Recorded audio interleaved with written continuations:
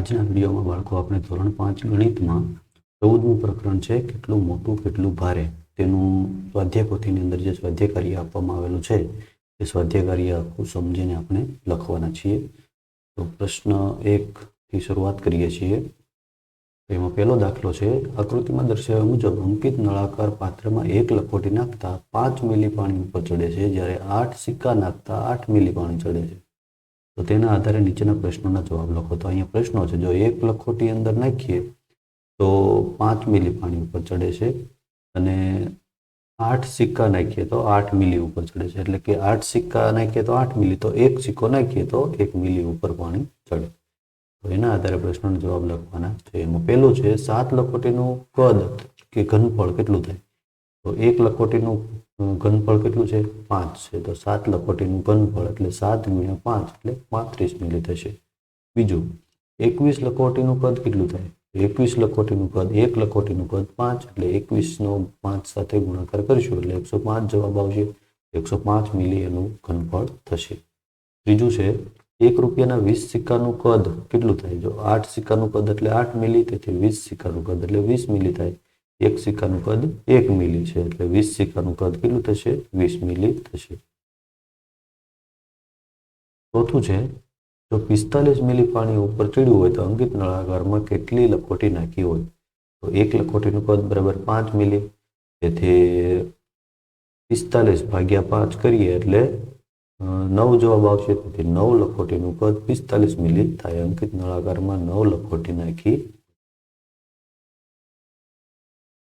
પાંચમો દાખલો છે, જો 64 મિલી પાણી ઉપર ચડ્યું હોય તો અંકિત નળાકારમાં કેટલા રૂપિયાના સિક્કા નાખ્યા હોય? તો 1 સિક્કાનું કદ 1 મિલી છે, તેથી 64 મિલી પાણી ઉપર ચડ્યું હોય તો એમાં 64 સિક્કા નાખ્યા હશે.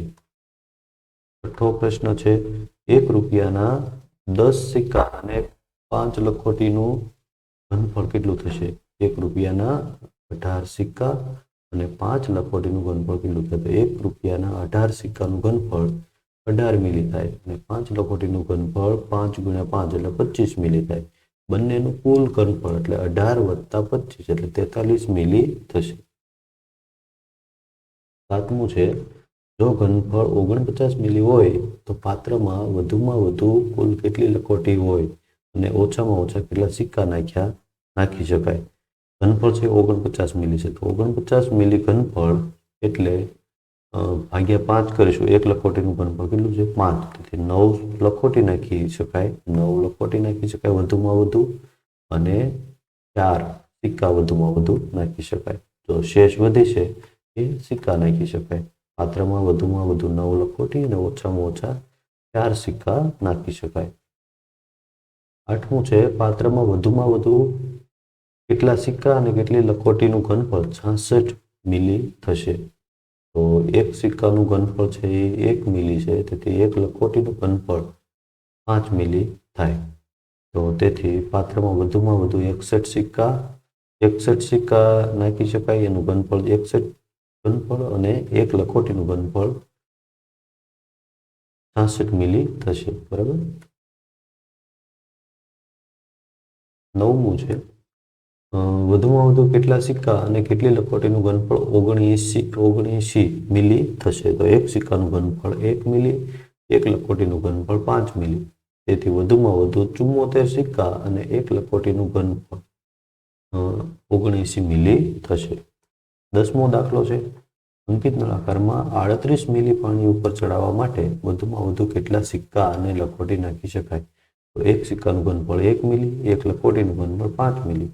38 મિલી પાણી ઉપર ચડાવવું હોય તો વધુમાં વધુ 33 સિક્કા અને 1 લખોટી નાખી શકાય. બીજો પ્રશ્ન છે, નીચે આપેલ પ્રવૃત્તિ કરીને જવાબ લખો. એ પ્રવૃત્તિ કરવાની છે અને પછી જવાબ લખવાના છે. તેમાં 11મું છે, એક દિવાસળીની પેટીની ઊંચાઈ તમારા કંપાસ બોક્સ જેટલી છે, તો દિવાસળીની પેટીની કંપાસ બોક્સ કેટલી જગ્યા રોકશે? કેટલી દિવાસળીની પેટી છે કંપાસ બોક્સ જેટલી જગ્યા રાખશે? તો તમારે એક દિવાસળીની પેટી લેવાની છે અને એને માપવાની છે અને પછી લખવાનું છે. તો અહીંયા આપણે જવાબ લખ્યો, દિવાસળીની પેટીની લંબાઈ 3 સેમી અને પહોળાઈ 2 સેમી.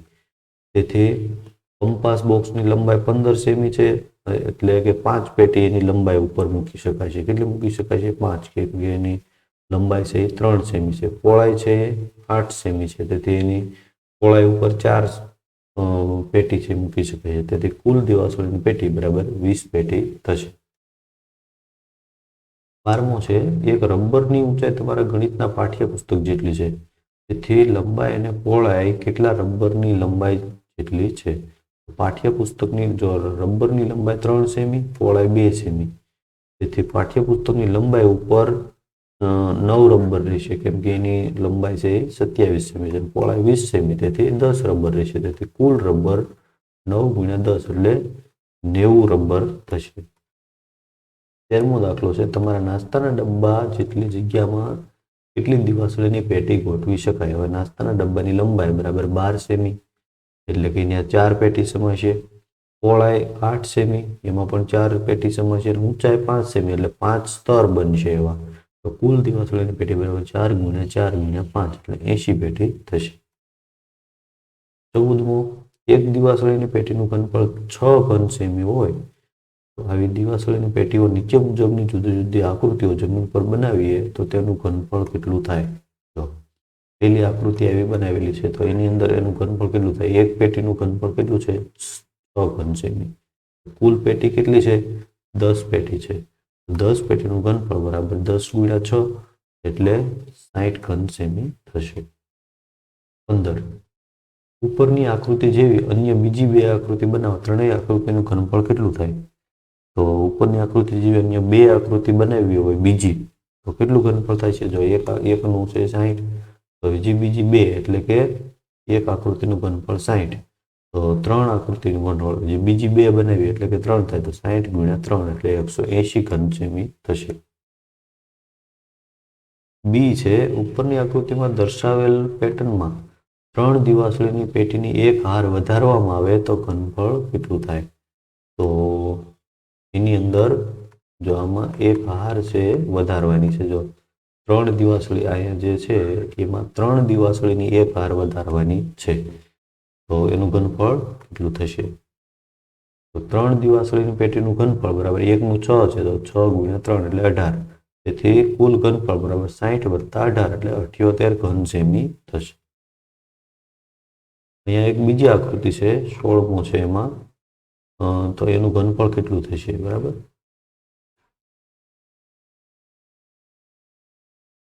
તો કુલ દિવાસળીની પેટી 12, એટલે 12 દિવાસળીની પેટીનું ઘનફળ બરાબર 12 × 6 એટલે 72 ઘન સેમી થશે. 17મું છે, એમાં અલગ આકૃતિ છે પાછી, તો એમાં કુલ દિવાસળીની પેટી 11 છે, તો 11 દિવાસળીનું ઘનફળ બરાબર 11 × 6 બરાબર 65 ઘન સેમી થશે.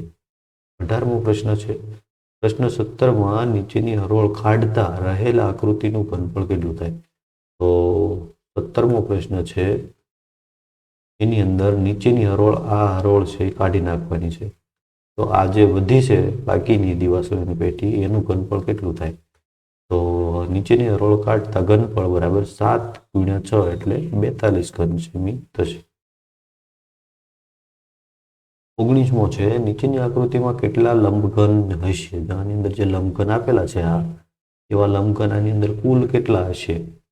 કુલ લંબઘનની સંખ્યા બરાબર જો લંબાઈ ઉપર 4 ઘન છે અને પહોળાઈ ઉપર 2 છે અને ઊંચાઈ ઉપર 4 છે, તો લંબાઈ પર 4 સમઘન, પહોળાઈ પર 2 અને ઊંચાઈ ઉપર 4, કુલ લંબઘન બરાબર 2 × 2 4 × 2 × 4 બરાબર 32 લંબઘન એમાં છે.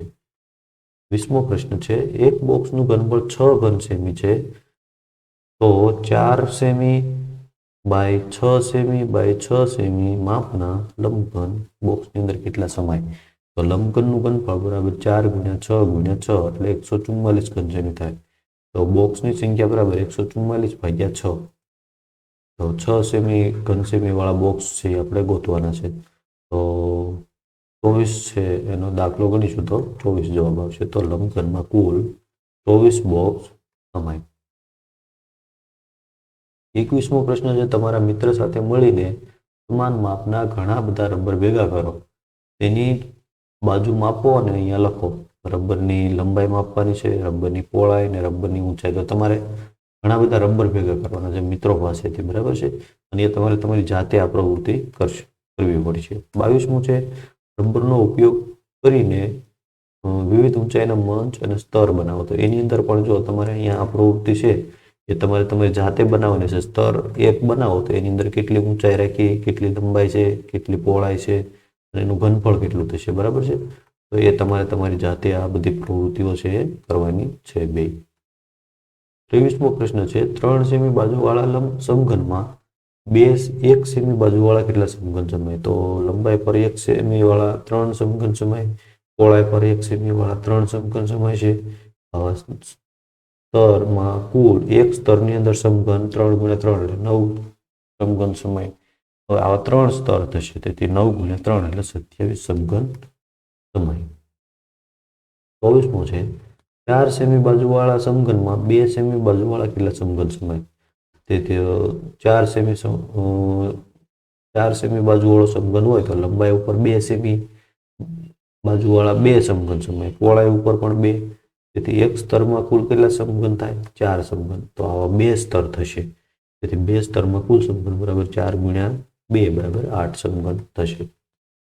25મો છે 2 સેમી × 3 સેમી × 1 સેમી લંબાઈવાળા સમઘનમાં લંબઘનમાં 1 સેમી વાળા કેટલા સમઘન સમાય? તો લંબાઈ ઉપર 1 સેમી વાળા 3 સમઘન સમાય, પહોળાઈ ઉપર 2, તેથી કુલ સમઘન 3 × 2 એટલે કે 6 સમઘન સમાય.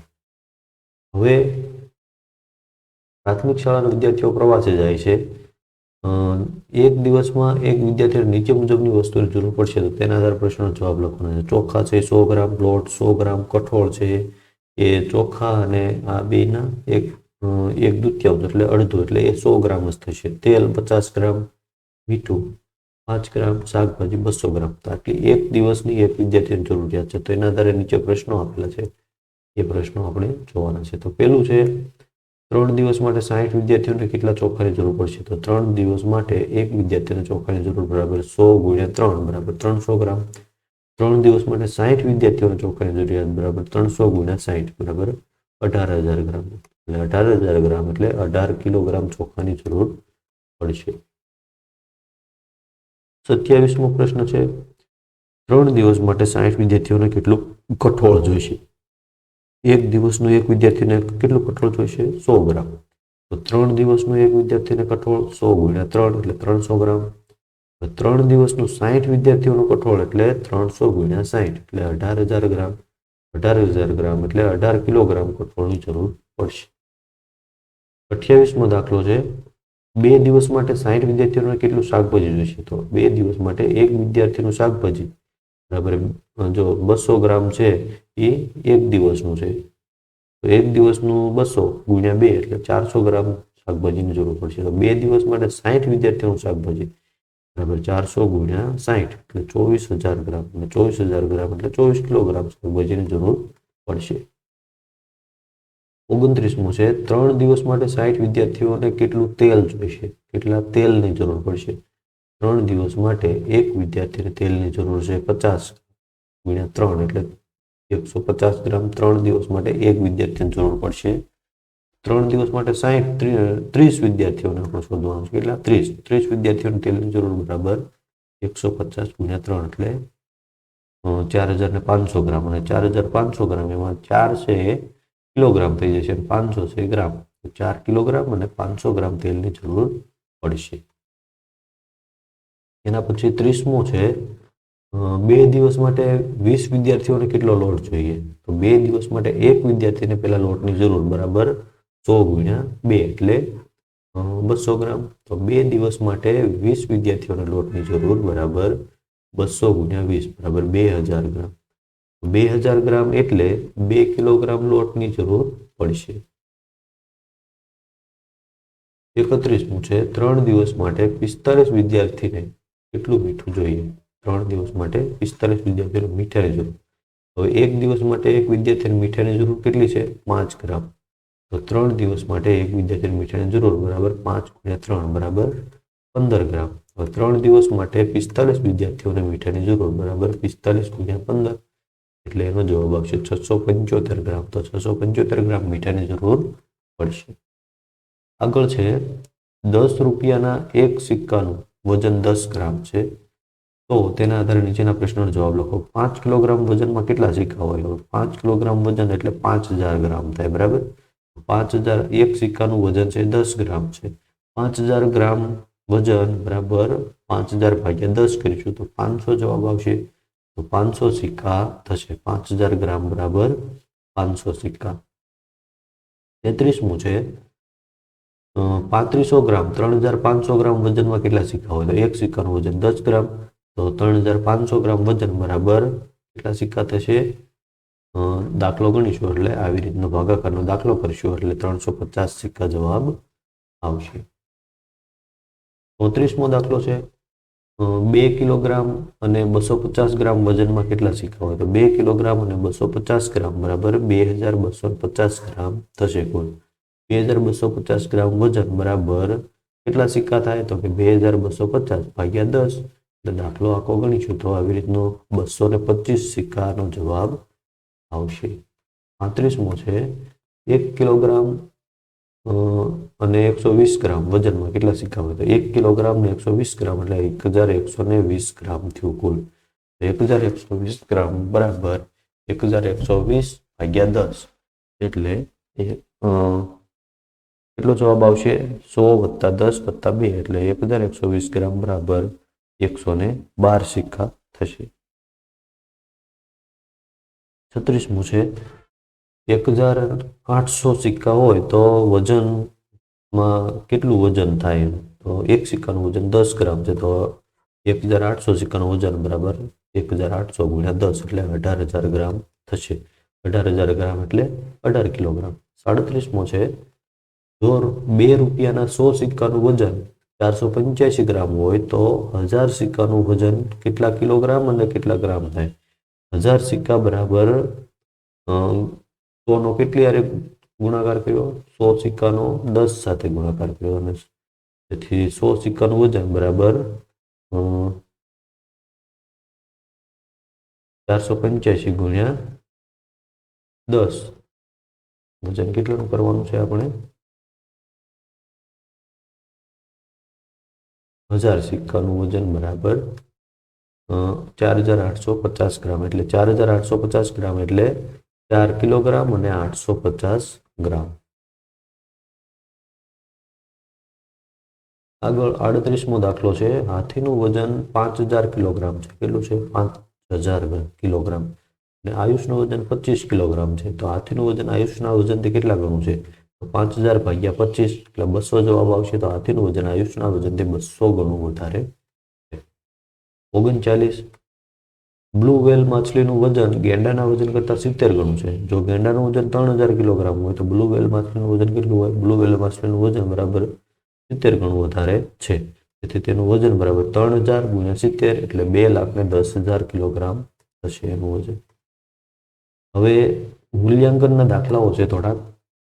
એમાં પહેલો દાખલો છે એક સિક્કાનું વજન 5 કિલોગ્રામ 5 ગ્રામ. એક સિક્કાનું વજન 5 ગ્રામ અને લખોટીનું વજન 10 ગ્રામ છે.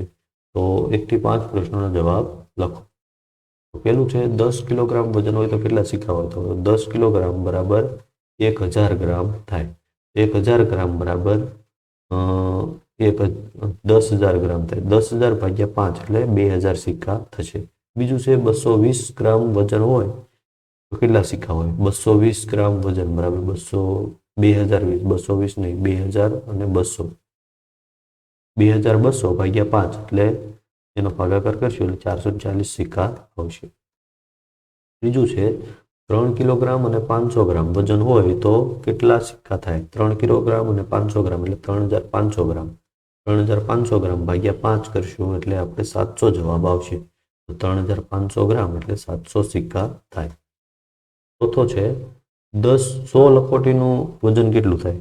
ગ્રામ અને કિલોગ્રામમાં કહેવાનું છે. એક લખોટીનું વજન 10 ગ્રામ છે તો 100 લખોટીનું વજન બરાબર 100 × 10 એટલે 1000 ગ્રામ. ગ્રામમાં અને કિલોગ્રામમાં લખવાનું છે તો 1000 ગ્રામ થશે અને કિલોગ્રામ કેટલા થશે?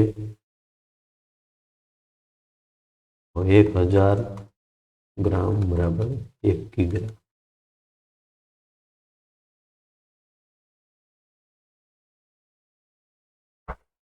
પાંચમું છે 30 સિક્કા અને 12 લખોટીનું કુલ વજન કેટલું થાય? 30 સિક્કા અને 12 લખોટીનું કુલ વજન કેટલું થાય? 30 સિક્કાનું વજન બરાબર 30 ગુણ્યા 5 એટલે 150 ગ્રામ.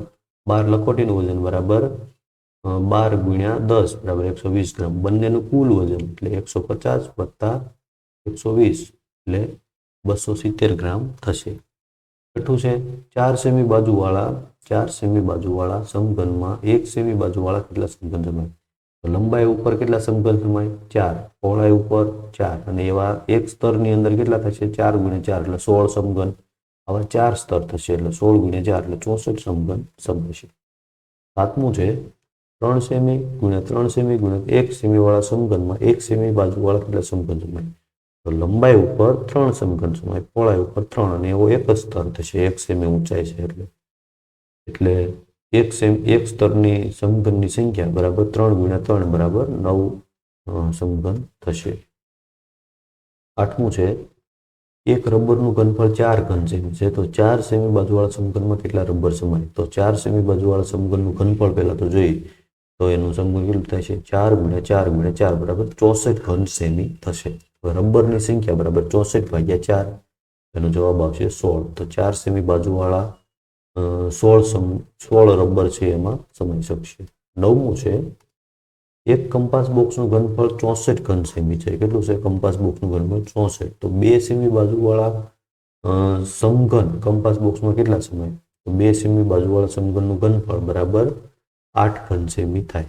કંપાસ બોક્સમાં સમાતા સમઘન બરાબર 64 ભાગ્યા 8 એટલે 8 સમઘન છે એની અંદર સમાશે. 10મું છે એક દિવાસળીની પેટીનું ઘનફળ 8 ઘન સેમી છે તો નીચેની આકૃતિમાં કુલ કેટલું ઘનફળ થાય? તો એક પેટીનું ઘનફળ કેટલું છે? 8. તો 3 દિવાસળીની પેટીનું ઘનફળ બરાબર 8 ગુણ્યા 3 એટલે 24 ઘન સેમી થશે. તો આવી રીતે આ પ્રકરણનું જે સ્વાધ્યાય કાર્ય આપેલું છે એ તમારે સ્વાધ્યાય પોથીની અંદર સારા અક્ષરથી સમજીને જો કોઈ દાખલો સમજાણો ન હોય તો ફરીવાર જોઈજો અને બધું જ સમજીને સારા અક્ષરથી તમારે સ્વાધ્યાય પોથીની અંદર લખી નાખો.